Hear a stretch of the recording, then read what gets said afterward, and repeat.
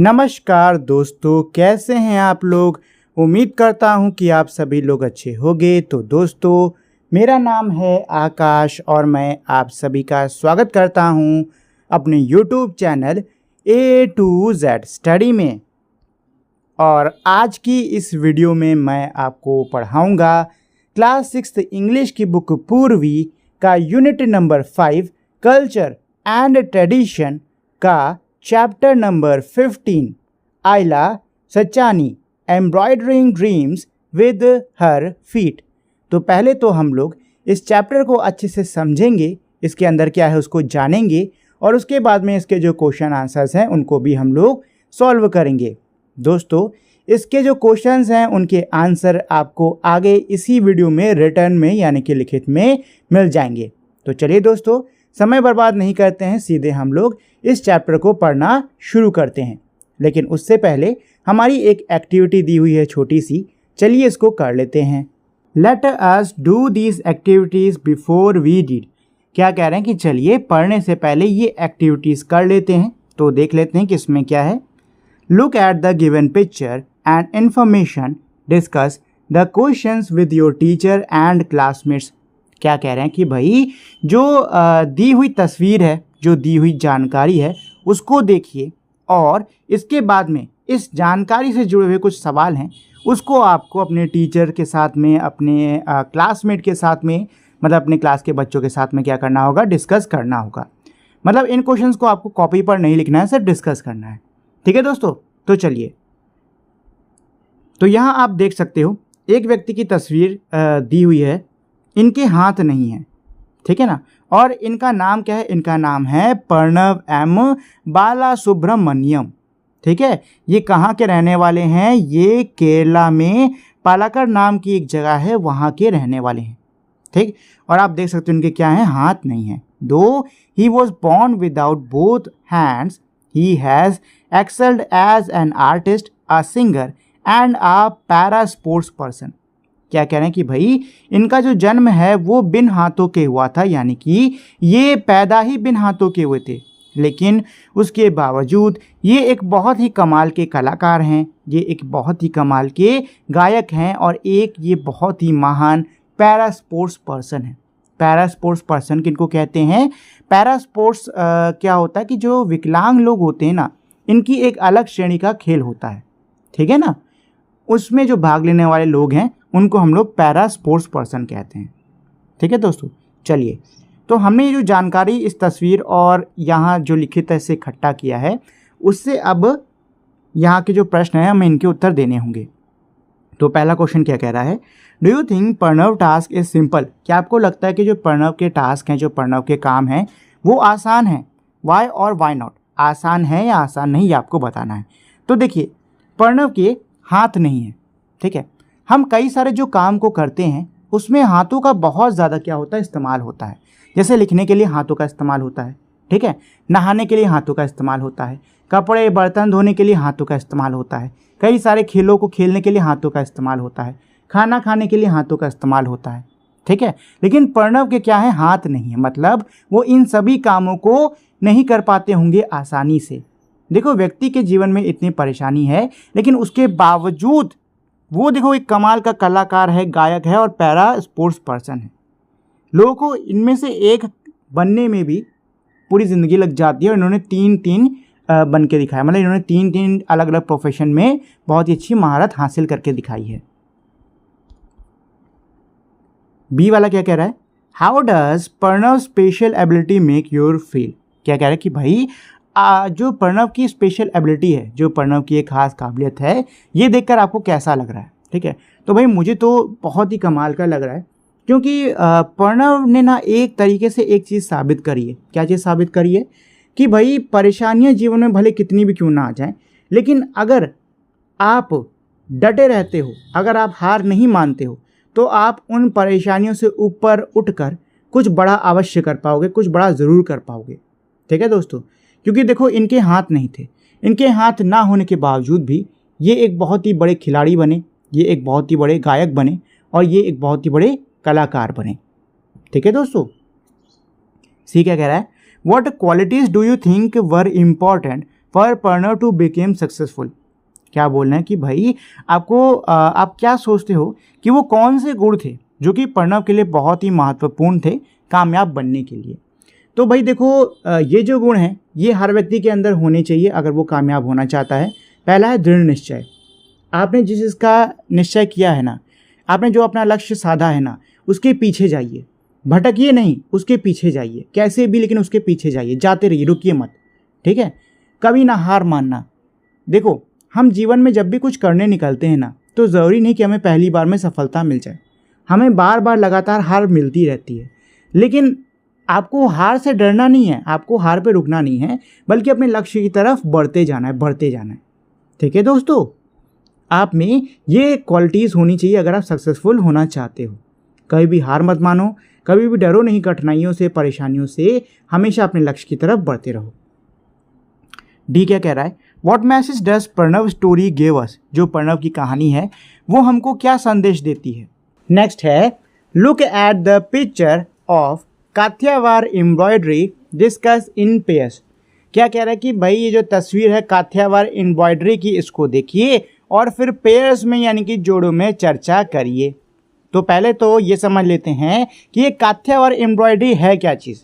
देखो एम्ब्रॉयडरी इस शब्द का मतलब होता है कढ़ाई, ठीक है। इसका मतलब होता है कढ़ाई, यानी कि कोई कपड़ा लिया और उस कपड़े पर आपने धागे से कोई डिज़ाइन, कोई पैटर्न बना दिया, उसको हम बोलते हैं एम्ब्रॉयडरी, ठीक। और ये जो काठियावाड़ है ये क्या होता है, ये एम्ब्रॉयडरी करने का एक तरीका है, एक ढंग है, एक स्टाइल है, ठीक है। तो उसमें ये कह रहे हैं इस काठियावाड़ एम्ब्रॉयडरी को आप देखिए, इसकी तस्वीर को देखिए और फिर पेयर्स में डिस्कस करिए। तो ये क्या कह रहा है, list the steps you think are needed to create this embroidery. क्या कह रहा है कि भाई उन कदमों को लिखिए जो कि आपको लगता है जिनकी ज़रूरत हो, मतलब जिनको कि लिया गया हो इस एम्ब्रॉयडरी को क्रिएट करने के लिए।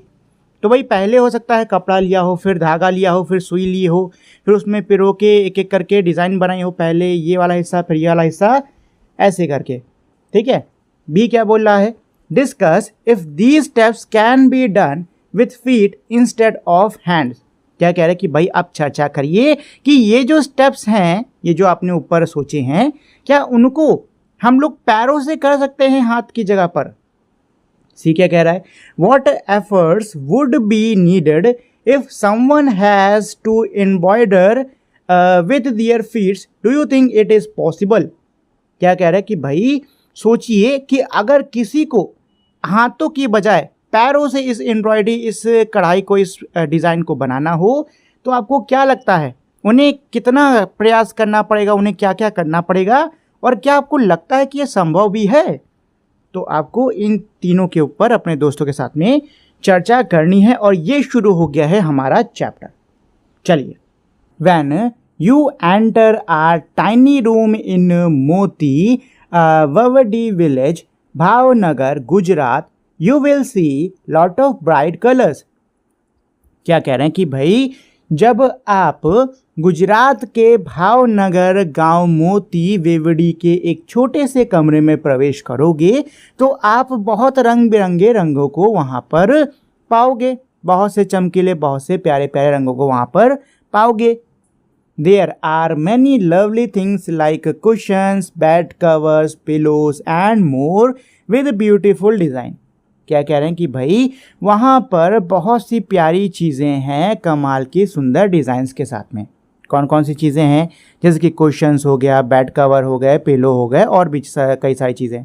मतलब क्या क्या है भाई, बेडशीट, तकिया, कवर, तकिया का खोल, ठीक है, बेडशीट का खोल, साथ ही में पर्दे वर्दे खूब आपको सुंदर सुंदर डिज़ाइन में दिखेंगे। Ayla Sachani, a wonderful lady with a big smile, make all these using a shiny needle to create these designs. क्या कह रहे हैं कि भाई एक बहुत ही कमाल की महिला हैं जिनका नाम है आयला सचानी, ठीक है, एक बहुत ही कमाल की महिला हैं बड़ी मुस्कान के साथ में जिनका नाम है आयला सचानी। उन्होंने अपनी चमकती हुई धमकती हुई सुई का इस्तेमाल करके ये सारी प्यारी प्यारी डिज़ाइनें बनाई हैं। She is very good at Kathiawar embroidery.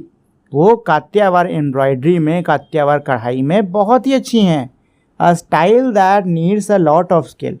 ये एक ऐसा स्टाइल है, ये एक कह सकते हो ऐसा ढंग है कढ़ाई करने का जिसको करने के लिए बहुत काबिलियत की ज़रूरत होती है। ये है आइला सचानी जी की तस्वीर। आइला सचानी's journey began in the quiet setting of Amreli, Gujarat, where she was born into a farmer's family। क्या कह रहे हैं कि भाई आइला सचानी का जो ये सफ़र है ये एक बहुत ही शांत जगह गुजरात के अमरेली में हुआ था। इनके जो सफ़र की शुरुआत है कहाँ से हुई है? गुजरात अमरेली से हुई है, जहाँ पर इनका जन्म एक किसान के परिवार में हुआ। From the beginning, life presented its challenges as Ayla was born with her hands hanging loose by her side। क्या कह रहे हैं कि भाई शुरुआत से ही जीवन ने इनके सामने चुनौतियाँ रखी। जो आइला थी, इनका जन्म कैसे हुआ था? इनका जन्म हुआ था इनके हाथ बगल में ऐसे ही लटक रहे थे उसके साथ में, मतलब इनके जो हाथ हैं वो बचपन से ही नहीं काम कर रहे थे। Unlike other children, she could not use her hands in the usual way। मतलब कि बाकी बच्चों की तरह ये अपने हाथ का इस्तेमाल जैसे कि सभी करते हैं आमतौर से, वैसे ये नहीं कर पाती थी। While other small hands drew figures in the sand or plucked wildflower, she wondered why she could not join them। क्या कह रहे हैं कि भाई जब दूसरे छोटे हाथ यानी दूसरे बच्चों के छोटे हाथ रेत पे अलग अलग आकृतियां बनाते, जंगली फूलों को तोड़ते, तो ये सोचती कि ये इनके साथ में, बच्चों के साथ में क्यों नहीं खेल सकती, बच्चों के साथ में ये सब क्यों नहीं कर सकती। She too wanted to hold a chalk in her hands and draw figures on a slate। वो भी अपने हाथ में चौक पकड़कर स्लेट पे आकृतियां बनाना चाहती थीं। आइला's mother and grandmother encouraged the little girl and were single-minded to help her overcome her challenges। आइला की जो माँ थी और इनकी जो दादी थी, इन्होंने आइला को बहुत प्रोत्साहित किया। ये जो छोटी बच्ची हैं आइला, इनको बहुत ही ज़्यादा प्रोत्साहित किया और वो अपने पूरे मन से जो है आइला की कोशिश करना चाहती, मतलब आइला की मदद करना चाहती थी कि वो किसी तरीके से अपनी चुनौतियों को पार कर ले। They were skilled in the traditional art of Kathiawar embroidery and decided to share this art with Ayla। जो ये दोनों लोग थे, आइला की माँ और इनकी दादी, ये कात्यावार एम्ब्रॉयडरी, कात्यावार कढ़ाई में बहुत ही अच्छी थी और इन्होंने ये फैसला किया कि ये जो पारंपरिक कला है कात्यावार एम्ब्रॉयडरी की, ये इसको आइला के साथ में शेयर करेंगी, आइला को ये सिखाएंगी। They taught her to create many beautiful patterns using her feet। इन्होंने आइला को अपने पैरों का इस्तेमाल करके बहुत से सुंदर सुंदर पैटर्न्स बनाने सिखाए। It was certainly not an easy task। यह करना बिल्कुल भी आसान नहीं था। But Ayla accepted the challenge with determination। लेकिन आइला ने पूरे दृढ़ निश्चय के साथ में इन चुनौतियों को स्वीकार किया। Her parents also helped her learn to do things with her leg। इनके जो माता पिता थे, इन्होंने भी इनकी सहायता करी अपने पैरों से काम करना सीखने में। Like eating and combing her hair। मतलब कि इनके जो माता पिता थे, इन्होंने आइला की सहायता करी कि वो अपने पैरों से काम करना सीख सकें, जैसे कि खाना, अपने बालों में कंघी करना इत्यादि। Threading a needle was hard। सुई में धागा डालना बहुत ही कठिन था। But Aila did not give up. लेकिन आइला ने हार नहीं मानी। And became an expert at the young age. और ये यंग एज में ही, ये बहुत ही छोटी उम्र में ही इसमें एक्सपर्ट बन गई। Her younger brother and sister helped her too. इनके जो छोटे भाई बहन थे, इन्होंने भी इनकी सहायता करी। She learned many styles, even one from outside Gujarat. इन्होंने कई सारे एम्ब्रॉयडरी की जो ढंग है, जो कला है, गुजरात के बाहर की भी जो स्टाइल्स हैं उनको भी सीखा, जैसे कि Kachchi, Kashmiri, Lucknowi and others. For Aila embroidery became a way to express herself. Aila के लिए एम्ब्रॉयडरी यानी कि जो कढ़ाई है ये एक ज़रिया था कि वो अपने विचारों को दूसरों के सामने रख सके। एट फर्स्ट शुरुआत में she crafted fine designs only for her family and friends. इन्होंने कमाल की प्यारी डिज़ाइंस बनाई, किसके लिए? सिर्फ अपने परिवार और दोस्तों के लिए। Who were awe-struck by her talent, जो कि इनके टैलेंट को देखकर बहुत ही awe-struck थे, बहुत ही हैरान थे, बहुत ही भौचक्के थे। They talked about those designs to other, इन्होंने दूसरों को इन डिज़ाइंस के बारे में बताया। Soon the people in the village too discovers Ayla's special skill and the admiration for her work began to spread. जल्द ही जो गांव के लोग हैं इन्होंने भी आयला की इस कमाल की काबिलियत को खोजा और जल्द ही इनकी जो ये तारीफ़ है ये और भी ज़्यादा, इनके काम की जो तारीफ़ है ये और भी ज़्यादा फैलने लगी। Word reached the government office, जो शब्द हैं वो सरकारी दफ्तर तक पहुँचे। कहाँ पे? सूरत में। दे वर मूव्ड बाय आयला story and impressed by her work. वो आयला की कहानी से बहुत ही ज़्यादा प्रभावित हुए और इनके काम से बहुत ही ज़्यादा इम्प्रेस हुए।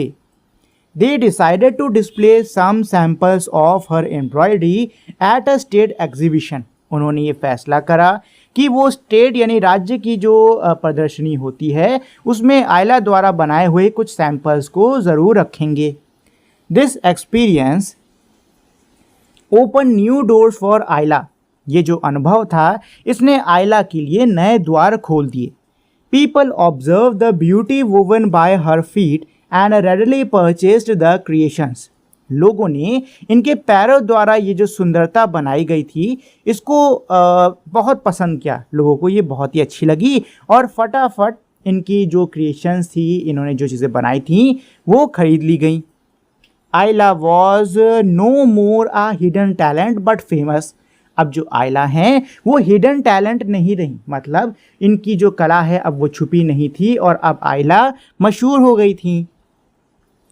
इनकरेज्ड बाय दिस पॉपुलैरिटी आयला पार्टिसिपेटेड इन मोर एग्जीबिशन। अपनी इस पॉपुलैरिटी से, अपनी इस लोकप्रियता से इनको और भी ज़्यादा प्रोत्साहन मिला और ये और भी ज़्यादा प्रदर्शनियों में भाग लेने लगी। Not just with in the state but at national level. सिर्फ राज्य स्तर पर ही नहीं, इन्होंने राष्ट्रीय स्तर पर भी जाके जो प्रदर्शनियां हैं उनमें भाग लिया। She received many awards and honours. उनको बहुत ही सारे अवार्ड्स और बहुत ही सारे सम्मान दिए गए। उनको बहुत से इनाम और बहुत से सम्मान दिए गए। Not just for her art but also the will power and the creativity that her work shown. सिर्फ उनकी कला के लिए ही नहीं बल्कि इन्होंने जो विल पावर दिखाई है, साथ ही में इन्होंने अपने काम में जो क्रिएटिविटी दिखाई है, जो सोच दिखाई है, इसको भी बहुत ज़्यादा सम्मान दिया गया। Ayla Sachani once a farmer's daughter facing a tough challenge worked hard and became a celebrated artist and receiver of the president's medal. Ayla Sachani जो कि एक बार एक किसान की बेटी थी, जो कि कभी किसान की बेटी हुआ करती थी, जिन्होंने बहुत सी कड़ी चुनौतियों का सामना करा, उन्होंने कड़ी मेहनत करी और एक बहुत ही मशहूर, बहुत ही शानदार कलाकार और प्रेसिडेंट मेडल धारक ये बनी। The most important change for आयला वॉज द न्यू इंडिपेंडेंस। जो एक बहुत ही महत्वपूर्ण बदलाव था आयला के लिए वो थी उनकी ये नई स्वतंत्रता। दो through her skills she not only earn a regular income but also found joy in doing what she love. उनकी ये जो स्वतंत्रता थी इसमें इसमें इन्होंने अपनी कला की मदद से ना सिर्फ इन्होंने अपना जो जीवन है उसको चलाने के लिए इन्होंने पैसे कमाए, बल्कि इन्होंने वो काम किया जो करने में इनको बहुत ही अच्छा लगता था। शी प्रूव्ड, इन्होंने साबित किया थ्रू हर क्रिएशन, अपनी रचनाओं के द्वारा, that challenges can be turned into victories, कि चुनौतियों को विजय में बदला जा सकता है। With focus, hard work, positivity and never giving up. ठीक है, चुनौतियों को विजय में बदला जा सकता है, किसके साथ में? पूरे फोकस के साथ में, कड़ी मेहनत के साथ में। ठीक है, पॉजिटिव माइंडसेट यानी अच्छी सोच के साथ में, और कभी ना हार मानने के साथ में आप किसी भी चुनौती को विजय में परिवर्तित कर सकते हो। Her embroidery created with her feet remind us that art has the power to rise above physical boundaries and touch the soul। इनकी जो एम्ब्रॉयडरी है, इनकी जो ये कढ़ाई है, इनकी जो कला है जो कि इनके पैरों द्वारा बनाई गई, इसने हमको एक चीज़ याद दिलाई कि जो आर्ट होती है, जो चित्र होता है, जो ये कला होती है, इसमें फिज़िकल बाउंड्रीज में भौतिक जो सीमाएं हैं, इनसे बढ़कर हमारे दिल को छूने की, हमारी आत्मा को छूने की शक्ति होती है। ठीक है दोस्तों, चलिए, तो ये था हमारा पूरा का पूरा चैप्टर। इसके अंदर एक बहुत ही प्यारी, बहुत ही मोटिवेशनल आयला सचानी जी की कहानी दी हुई है। ठीक है, चलिए, तो अब हम लोग इसके क्वेश्चन आंसर्स कर लेते हैं। Let us discuss, read the paragraphs and write the main idea for each, then match the main idea with 2 supporting details. क्या कह रहे हैं कि भाई पैराग्राफ्स को पढ़िए और हर पैराग्राफ का जो मेन आइडिया है उसको लिखिए। उसके बाद में आपको मेन आइडिया से मिलते जुलते 2 सपोर्टिंग डिटेल देनी होगी। ठीक है, जैसे कि पहले पैराग्राफ के अंदर क्या है भाई, पहले पैराग्राफ के अंदर आयला का इंट्रोडक्शन है। ठीक है, जो कलरफुल एम्ब्रॉयडरी करती हैं उसका, और आयला जी का क्या है, इंट्रोडक्शन है। सपोर्टिंग डिटेल्स क्या हैं, उनकी जो इन्होंने जो करी है कढ़ाई, उसके कुछ उदाहरण, साथ ही में इनका जो चमकती हुई सुई है उसका प्रयोग। ठीक है, सेकंड पैराग्राफ का मेन जो आइडिया है वो क्या है, early challenges and family support. वैसे बच्चों यहाँ पे पता थोड़ी गलती है, क्योंकि फैमिली सपोर्ट जो है ना वो आपके सेकंड पैरा में नहीं, थर्ड पैरा में है। ठीक है, तो अर्ली चैलेंजेस ही होगा बस इसका। यहाँ पे ये शायद इन्होंने मिसप्रिंट कर दिया या इन्होंने ध्यान नहीं दिया होगा, ये आपके थर्ड पैरा में, सेकंड में नहीं है। ठीक है, और इसका 2 सपोर्टिंग डिटेल्स क्या हैं कि भाई वो अपने हाथ का इस्तेमाल नहीं कर पाती थी, एक तो ये इनका चैलेंज था। इनकी फैमिली ने क्या करा, इनको इनकरेज करा। ठीक, अब देखो, अगर यहाँ पे फैमिली सपोर्ट ये चीज़ नहीं दी होती तो ये लास्ट वाला पॉइंट में नहीं लिखता, बट क्योंकि यहाँ पे ये दिया हुआ है, हालांकि गलत है, तो इसीलिए मैंने ये लास्ट वाला पॉइंट, हर फैमिली इनकरेज हर, डाल दिया है। नहीं तो ये जो है ना, ये पॉइंट थर्ड में आता। चलिए, थर्ड पैरा का जो मेन आइडिया है वो क्या था, शी ओवरकेम हर चैलेंजेस। उनकी जो चुनौतियां थी उन्होंने उस पर विजय पाई थी। ठीक है, इसके 2 सपोर्टिंग डिटेल्स क्या हैं, she learn to make patterns using her feet. इन्होंने अपने पैरों से सीखा था कि किस प्रकार से पैटर्न्स बनाते हैं। इन्होंने जो चुनौतियां हैं उनका सामना दृढ़ निश्चय यानी डिटर्मिनेशन के साथ करा था। अब है फोर्थ पैरा। तो फोर्थ पैरा का मेन आइडिया क्या है, her family helped her and she learn new styles. इनके परिवार ने इनकी सहायता करी और इन्होंने कई सारी नई स्टाइल्स सीखी। जो 2 सपोर्टिंग आइडियाज़ हैं वो क्या हैं, पहला तो ये कि इनके जो छोटे भाई बहन थे इन्होंने इनकी सहायता करी, और साथ ही में इन्होंने कई सारे स्टाइल्स सीखे, यहाँ तक कि वो भी जो गुजरात के बाहर के थे। 5वां जो पैराग्राफ है उसका मेन आइडिया क्या है, शी क्राफ्टेड फाइन डिज़ाइंस। वो बहुत ही अच्छी डिज़ाइंस बनाती थी। ठीक, पहला सपोर्टिंग डिटेल क्या है कि उनके जो परिवार, उनके जो दोस्त थे, वो उनके टैलेंट को देख के भौचक्के रह जाते थे। जल्द ही इनके टैलेंट की बात गांव में फैली और आयला के जो ये स्पेशल स्किल है इसके बारे में गांव वालों को भी पता चला। 6th वाले का जो मेन आइडिया है वो क्या है कि recognition eight a state exhibition, यानी कि राज्य की जो एग्जीबिशन है, यानी कि राज्य की जो ये प्रदर्शनी लगी है उसमें इनको रिकॉग्निशन, मतलब इनको एक पहचान मिली। ठीक है, तो यहाँ पे पहला पॉइंट, मतलब पहला जो सपोर्टिंग पॉइंट है वो तो यही है कि जो स्टेट ऑफिस था इनका, जो गवर्नमेंट ऑफिस था इनके स्टेट का, उन्होंने ये फैसला करा था कि ये आयला के कुछ सैंपल्स को कहाँ पे एग्जीबिशन में लगाएंगे। ठीक है, और इससे आयला को और नए मौके मिले। 7th पैरा का जो मेन आइडिया है वो है क्या कि इन्हें बहुत सा सम्मान और बहुत से अवार्ड्स दिए गए। ठीक है, तो इसके जो सपोर्टिंग आइडियाज़ हैं वो क्या हैं कि आयला ने कई सारे राज्य और राष्ट्रीय स्तर पर जो एग्जीबिशंस हैं उनमें पार्टिसिपेट करा। ठीक, वो एक बहुत ही मशहूर, एक बहुत ही जानी मानी कलाकार हैं, साथ ही में जो राष्ट्रपति हैं उनके द्वारा दी गए मेडिकल के धारक, मतलब मेडल के यानी कि पदक के धारक भी हैं। ठीक है, यहाँ मैंने मेडिकल बोल दिया है, मेडल है वो, ठीक, मेडल। 8th और 9th जो पैरा है इसका मेन आइडिया क्या है, ये दोनों पैरा साथ में है। इसका जो मेन आइडिया था वो यही था कि इन्होंने अपनी क्रिएशन यानी अपनी रचनाओं के द्वारा ये साबित कर दिया कि जो चुनौतियां हैं इनको विजय में बदला जा सकता है। ठीक है, तो इसके सपोर्टिंग आइडियाज़ क्या हैं? पहली चीज़ तो इनको फाइनेंशियल इंडिपेंडेंस और जॉय मिला, मतलब इन्होंने अपनी जो कला है, जो इनको करना पसंद है, उससे इन्होंने पहली चीज़ तो पैसे कमाए, इनको पैसे भी मिले, साथ ही में इनको खुशी भी मिली। क्यों? क्योंकि वो काम कर रही थी जो कि ये करना चाहती थी, जो कि इनको करना पसंद था। Challenges can be turned into victory, जो चुनौतियां हैं इनको विजय में बदला जा सकता है। ये है इनके सपोर्टिंग आइडियाज। चलिए दोस्तों, let us think and reflect. Question 1, read the following lines and answer the questions that follows. क्या कह रहे हैं कि भाई इन लाइन्स को पढ़िए और फिर इनके बाद में जो क्वेश्चंस हैं उनके आंसर दीजिए। तो लाइन क्या है? Unlike other childrens she could not use her hands in the usual way. दूसरे बच्चों की तरह वो अपने हाथ का इस्तेमाल आम तरीके से नहीं कर पाती थी। While other small hands drew figures in the sand और plucked wild flower, she wondered why she could not join them. जब छोटे जो बाकी छोटे हाथ थे, जब वो रेत पर आकृतियां बनाया करते थे, जंगली फूलों को तोड़ा करते थे, तब ये सोचती थी कि ये उनके साथ में ऐसा क्यों नहीं कर पाती। She wanted to hold a chalk in her hand and draw figures on a slate. ये भी चाहती थी अपने हाथ में चौक पकड़ के जो स्लेट है, जो खड़ाऊ है, उस पर चित्र बनाना। A, choose the correct option to fill in the blanks. क्या कह रहे हैं? सही ऑप्शन को आप चुनिए और खाली जगह में भरिए।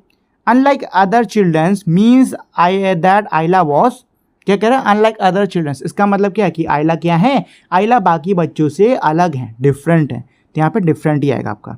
ठीक है, क्या आएगा? डिफरेंट आएगा ये वाला। नेक्स्ट बी वाला क्या कह रहा है? What could Ayla have felt when she could not join other in things they did.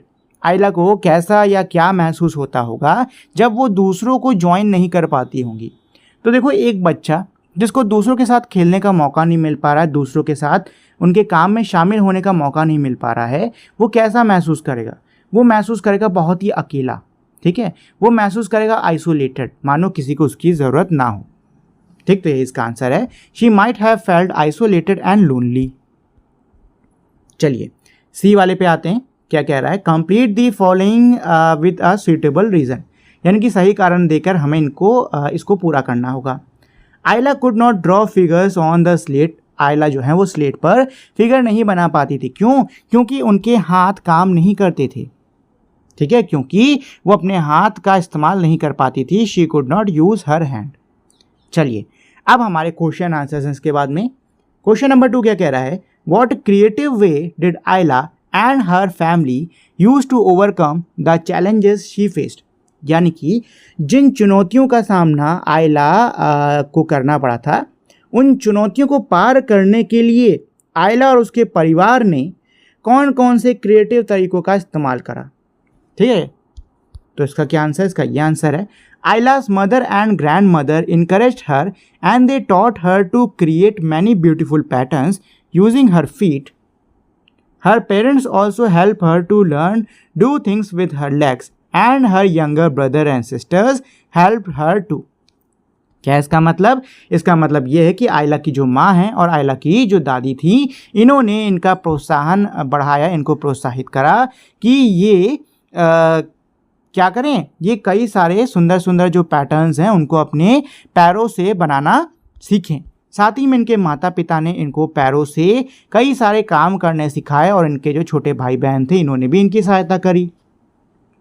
Next है मेरा क्वेश्चन नंबर 3। क्या कह रहा है? How did new independence helped Ayla. यानी कि जो नई स्वतंत्रता थी, इसने आइला की कैसे सहायता करी।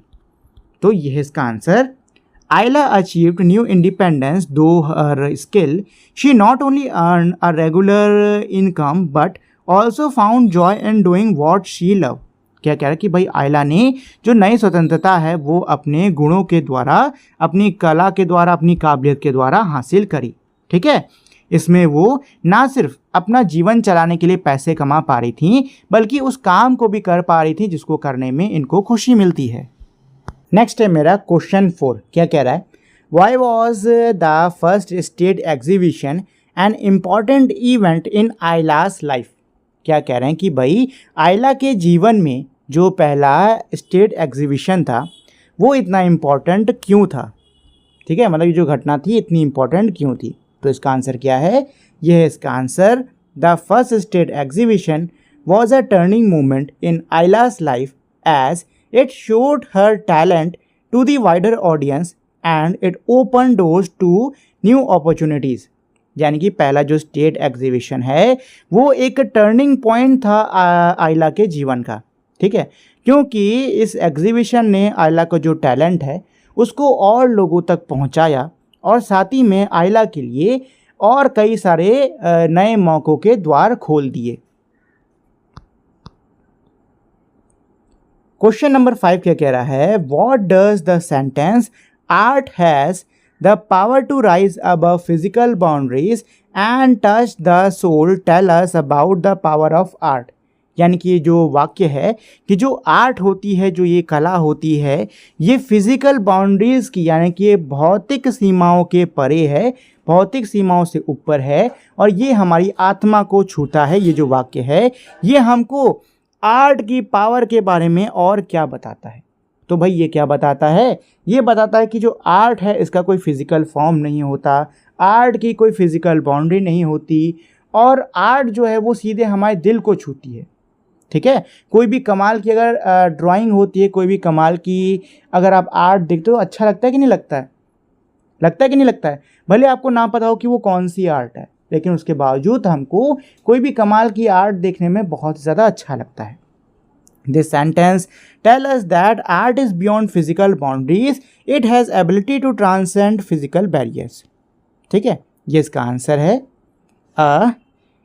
थोड़ा सा ऐड कर लो, to touch our soul, to touch our soul. ठीक, चलो इस पूरे का मतलब समझा देता हूँ। इसका मतलब ये है कि ये जो वाक्य है ये हमको ये बताता है कि जो आर्ट है वो भौतिक सीमाओं से क्या है, परे है। ठीक, और इसमें ये काबिलियत है कि ये भौतिक सीमाओं से ऊपर उठकर हमारी आत्मा को छू सकता है। ये हो गया इस पूरे का मतलब। ठीक है, ये टू टच आर सोल, ये आर है, टी मत मान लेना इसको, टू टच आर सोल ये भी लिख लेना। ठीक है, ये तो आधा आधा रहेगा। चलो क्वेश्चन 6 पर आते हैं। क्या कह रहा है, how can we be helpful and encouraging like Ayla's family and friends when someone faces challenges.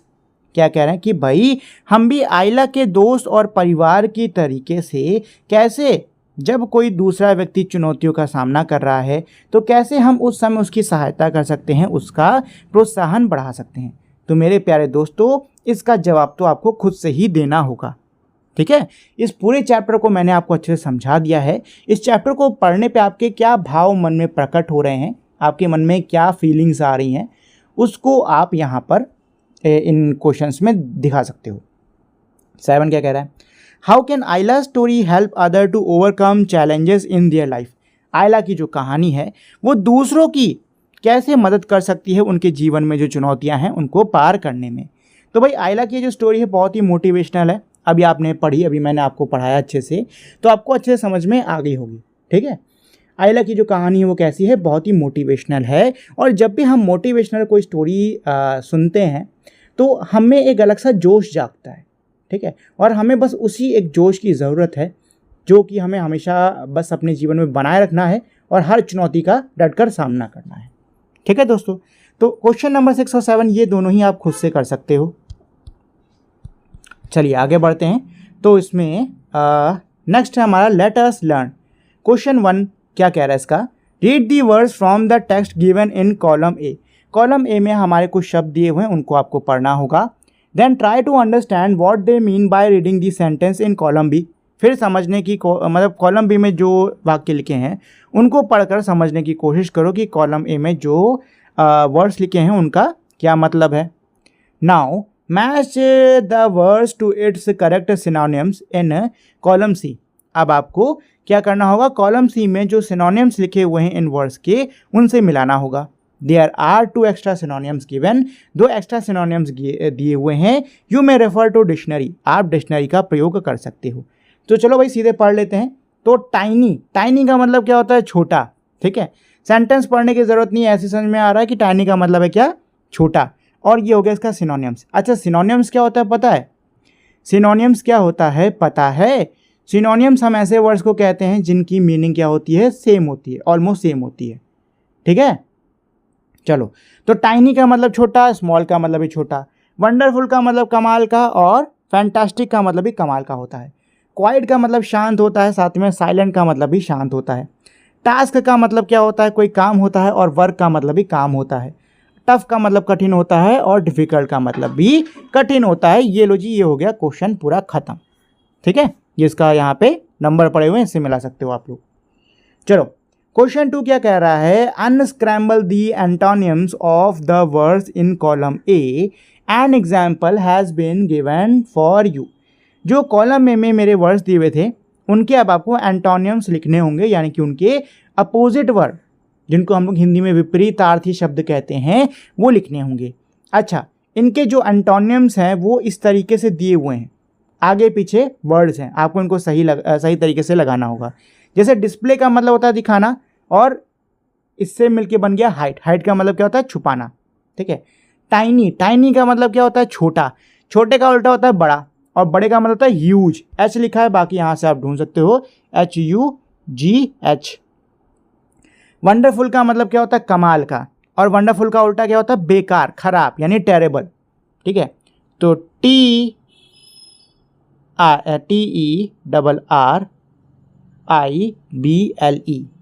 ठीक, क्वाइट का मतलब होता है शांत, इसका उल्टा होता है नॉइजी। क्या होता है? उल्टा होता है नॉइजी या नॉइज। ठीक, मतलब शोर। तो ये हो गया इसका उल्टा। वैसे ये रुक जाओ, NOY आया है इसमें, रुको रुको रुको रुको रुको रुको, इसमें आया है आपका वाई। ठीक है, ये नॉइजी है। ठीक है, ये ना नॉइजी बनेगा, मैंने यहाँ पे नॉइज लिख दिया है, ये है आपका नॉइजी। रुक जाओ, कुछ तो गड़बड़ हो रही है इसमें, छोड़ो इसको, आप ऐसे ही लिख लो। चलो, डी है टास्क। टास्क का मतलब होता है काम। ठीक है, और काम का उल्टा क्या होता है? बेफिजूल में ऐसे बैठे हैं, मतलब पास टाइम। तो क्या हो जाएगा? पास टाइम। ये हो गया। टफ का मतलब कठिन, कठिन का उल्टा होता है आसान, यानी कि ईजी। ये लो जी, बन गया ईजी, खत्म। क्या कह रहे हैं? Use this antonyms in sentence of your own. अब आपको खुद से कुछ सेंटेंस यानी कि वाक्य बनाने होंगे, और उसके अंदर आपको इन एंटोनिम्स का यूज करना होगा। ठीक, चाहो तो कर सकते हो, आपकी इच्छा। क्वेश्चन नंबर 3 ये कह रहा है, read the sentence from the text and focus on highlighted words. क्या कह रहा है कि भाई ये जो सेंटेंस दिए हुए हैं इनको पढ़िए, और जो हाईलाइटेड वर्ड्स हैं ये वाले, इन पर क्या करिए? फोकस करिए। ठीक है, तो चलो भाई पढ़ लेते हैं। क्या कह रहा है? You will see lot of bright colours, यानी कि आप देखोगे बहुत से, बहुत से। There are many lovely things like cushions and bed covers. वहाँ पे बहुत सी प्यारी, ठीक सेम चीज़ यहाँ पे भी है। They taught her to create many, यानी कि बहुत सी, यानी बहुत सारी। She learn many styles, she received many awards. देखो यहाँ पे ना सब बहुत ही है। ठीक है, बहुत वर्ड यही आ रहा है, lot of, many many many many many. ठीक है, ये क्या कह रहा है? The highlighted word tell us about the quantity. जो ये हाईलाइटेड वर्ड्स हैं ये हमको क्वांटिटी यानी कि मात्रा के बारे में बताते हैं। अब भाई जो शब्द है बहुत, ये क्या बता रहा है? मात्रा के बारे में तो बता रहा है। बहुत सारी चीज़ें थी, कम सारी चीज़ें थी, ऐसे। Choose what word shows. क्या कह रहा है कि भाई चूज करिए कि कौन से शब्द क्या दिखा रहे हैं। Large quantities, unmentioned quantities. ठीक है, तो लार्ज क्वांटिटीज का मतलब क्या होता है? बड़ी मात्रा, और अनमेंशनड जिसको कि हम मेंशन नहीं कर सकते।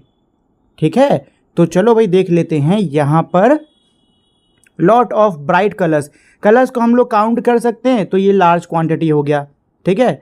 लवली थिंग्स, बहुत सी, इसको भी काउंट कर सकते हैं तो ये भी वो हो गया लार्ज वाला, ठीक। मैनी स्टाइल्स, स्टाइल्स तो बहुत सारे होते हैं तो ये अनमेंशनड हो गया। ऐसी मैनी अवार्ड्स, अवार्ड्स भी बहुत सारे होते हैं, ये भी अनमेंशन हो गया। मैनी ब्यूटीफुल पैटर्न्स, ये भी अनमेंशन हो गया क्योंकि भाई पैटर्न्स तो बहुत सारे प्रकार के होते हैं, ठीक है। तो बस आपको इनको मतलब चुन के इसमें भर देना है। बी वाला क्या कह रहा है, let us now understand what word quantity tell us. चलिए अब ये समझते हैं कि जो शब्द होता है क्वांटिटी यानी कि मात्रा, ये हमको क्या बताता है।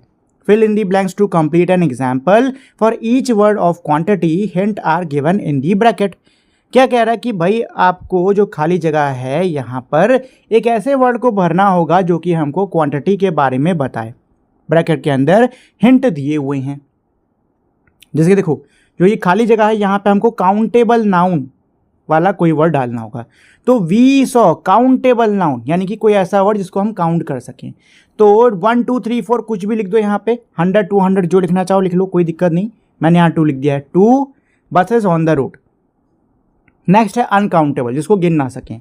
तो हाउ खाली जगह मिल्क, क्या मिल्क को गिन सकते हो? क्या दूध की बूंदों को गिन सकते हो? नहीं गिन सकते हो ना, तो ये अनकाउंटेबल ही हुआ। तो हाउ मच आ जाएगा, how much milk do you want. फिर से नेक्स्ट है हमारा अनकाउंटेबल, देयर इज खाली जगह मिल्क नीडेड, तो there is less milk needed, less less मतलब कम दूध की जरूरत है। नेक्स्ट क्या है काउंटेबल नाउन, यानी कि यहाँ मुझे ऐसा वर्ड भरना है जो कि काउंटेबल हो। आई नीड खाली जगह एग्जाम्पल्स, अगर अनकाउंटेबल होता तो मैं लिख देता मैनी, ठीक है, ऐसे लिख देता, कोई बहुत सी चीज़ दिखाने वाला लिख देता, लेकिन यहाँ मैं लिखूंगा आई नीड 3 एग्जाम्पल्स, मुझे 3 उदाहरण चाहिए, ठीक है। अब काउंटेबल और अनकाउंटेबल, यानी कि पहले वाले में काउंटेबल लिखो और लास्ट वाले में अनकाउंटेबल लिखो। तो आई हैव 0 एनर्जी लेफ्ट, मेरी शून्य एनर्जी बची है, मतलब मुझ में कोई ऊर्जा ही नहीं बची। शी पिक्ड अनकाउंटेबल आ जाएगा मैनी फ्लावर्स, ठीक। और लास्ट है मेरा अनकाउंटेबल नाउन, आई एट मोर राइस, मैंने ज़्यादा चावल खाया।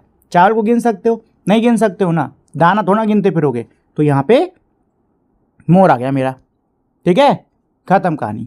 चलिए now create 2 sentences for each word of, चलिए ये देखो यहाँ पे क्या कह रहे हैं कि आपको ना 2-2 सेंटेंस खुद से बनाने होंगे, ठीक है, 1 से लेकर ये 6 तक के इधर वाले, ये ऐसे 2-2 सेंटेंस खुद से बनाना चाहो तो आप बना सकते हो।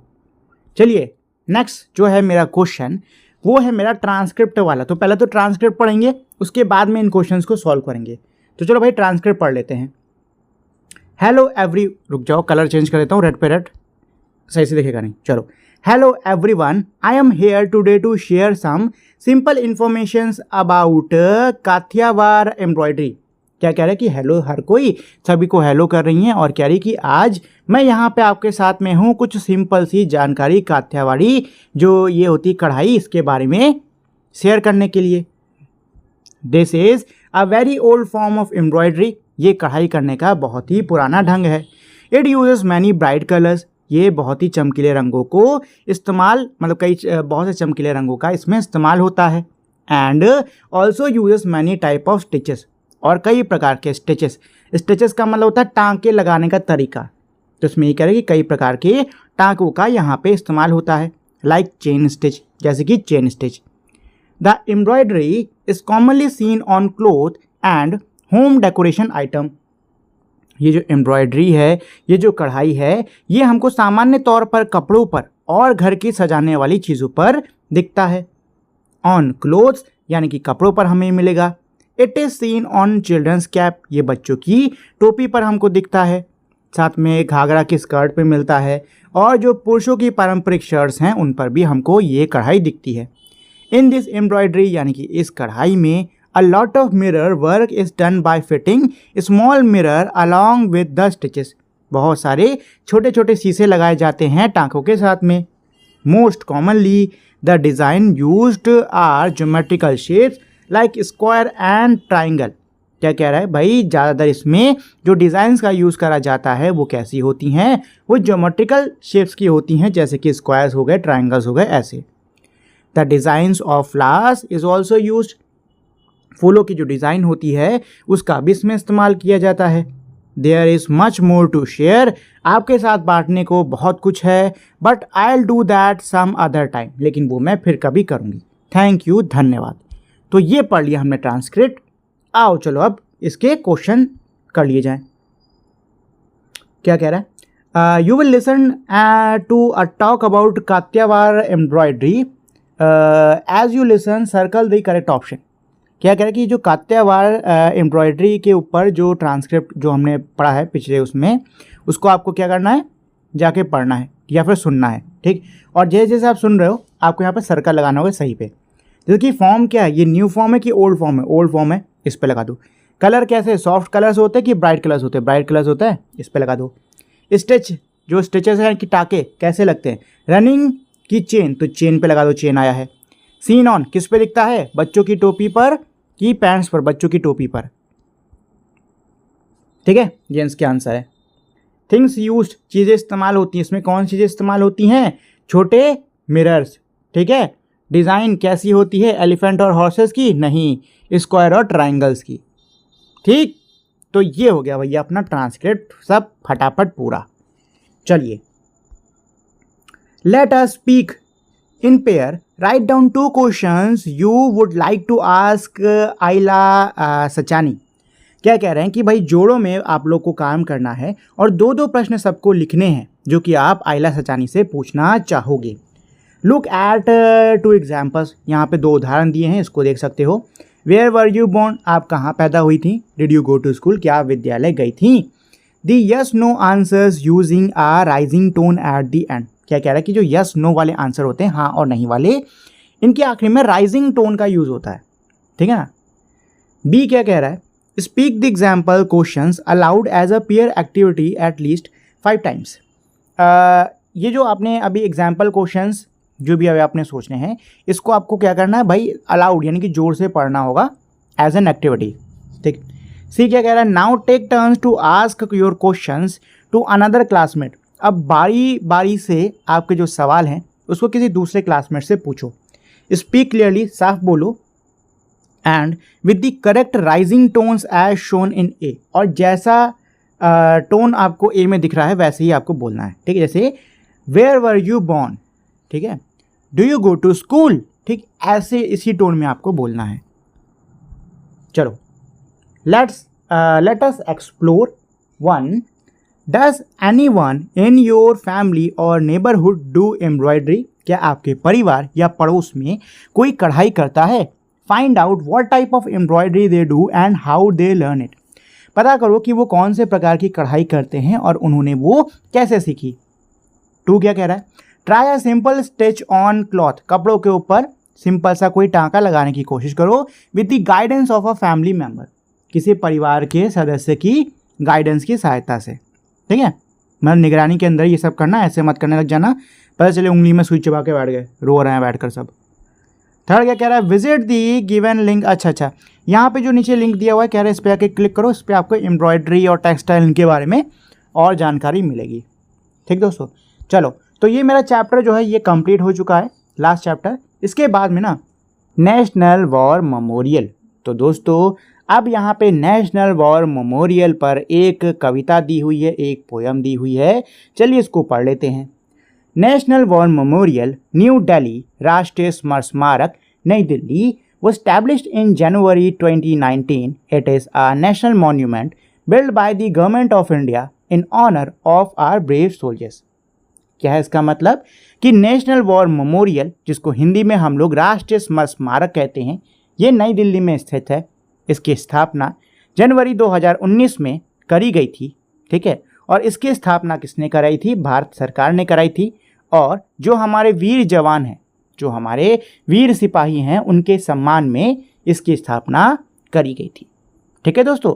अब यहाँ पे मैं आपको एक छोटा सा होमवर्क देना चाहता हूँ। होमवर्क ये है कि नेशनल वॉर मेमोरियल से पहले भी एक हमारी स्मारक है, एक हमारी बिल्डिंग है, जिसको कि हमारे वीर सिपाहियों के सम्मान में बनवाया गया था। उसका क्या नाम था और वो कहाँ पर थी, इसके बारे में आपको पता करना होगा, ठीक है दोस्तों। चलिए अब हम लोग इस पोएम को पढ़ना शुरू करते हैं। In Bharat heartland a grand sight to behold, the National War Memorial honors brave stories retold. क्या कह रहा है? इन भारत हार्टलैंड, यानी भारत के हार्ट मतलब होता है हृदय, लैंड यानी कि भूमि, यानी भारत की हृदय भूमि। तो भारत की हृदय भूमि क्या हुई? भारत की हृदय भूमि हुई नई दिल्ली। क्यों? क्योंकि दिल्ली है भारत की राजधानी, ठीक है। तो इसीलिए भारत की हृदय भूमि में एक बहुत ही भव्य दृश्य है। क्या कह रहे हैं? ग्रैंड साइट, यानी कि एक बहुत ही भव्य दृश्य है। और ये भव्य दृश्य किसका है? ये है नेशनल वॉर मेमोरियल्स का, ठीक है, जो कि हर एक बहादुर कहानी को दोबारा से सुनाता है। With respect and grace, it stand with pride, each name etched, each stone, each story to confide। क्या कह रहा है भाई? ये सम्मान और शान के साथ में खड़ा है, ये खड़ा है गर्व के साथ में। हर एक नाम, हर एक पत्थर पे जो ये कूदा है, ये हर एक नाम क्या है? हर एक कहानी बताता है। From battlefield to skies and to ocean wide, they stand for Bharat side by side। किनकी कहानी बताता है? जो कि रणभूमि से लेकर आसमान तक, और जो हमारा सागर है, जो हमारा बहुत बड़ा सागर है, वहाँ तक जो भारत के लिए खड़े रहे कंधे से कंधा मिलाकर। The eternal flame in silence it glows, paying homage to their courage that shows.